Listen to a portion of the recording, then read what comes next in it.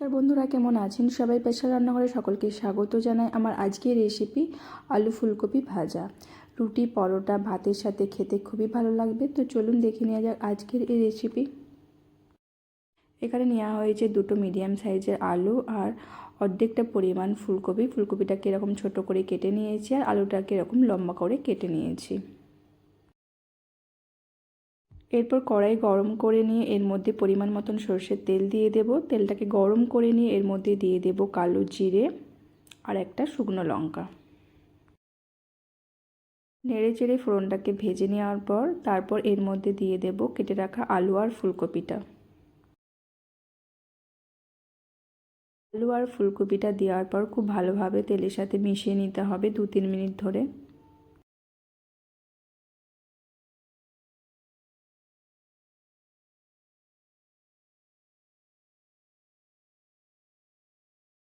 যাতে ভালোভাবে তেলটার সাথে মিশে যায়।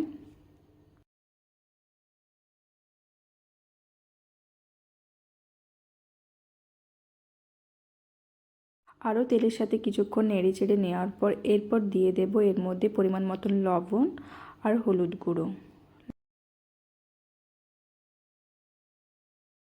লবণ আর হলুদ গুঁড়োটাকে দিয়ে ভালোভাবে আলু ফুলকপির সাথে নেড়ে চেড়ে মিশিয়ে নিতে হবে আরও 2-3 মিনিটের মতন।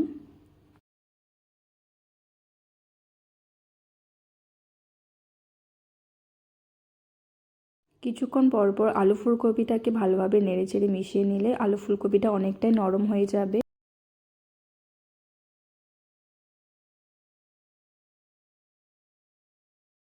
আলু ফুলকপিটা অনেকটাই ভাজা হয়ে গেছে, আবার কিছুক্ষণ নেড়ে চেড়ে নিচ্ছি। আলু ফুলকপিটা ভালোভাবে সেদ্ধও হয়ে গেছে এবং ভাজাও হয়ে গেছে।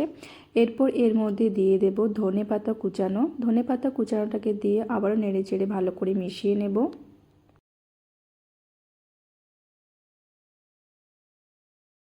এই শীতকালে আলু ফুলকপি ভাজা রুটি, পরোটা, ভাতের সাথে খেতে খুবই ভালো লাগে। আপনারাও বাড়িতে একবার ট্রাই করবেন, খেতে খুবই ভালো লাগবে। আর আজকের রেসিপি যদি আপনাদের ভালো লেগে থাকে অবশ্যই কমেন্ট করে জানাবেন কেমন হয়েছে। ভিডিওটি ভালো লাগলে লাইক এবং শেয়ার করে দেবেন আর প্লিজ চ্যানেলটিকে সাবস্ক্রাইব করে দেবেন। ভালো থাকবেন, ধন্যবাদ।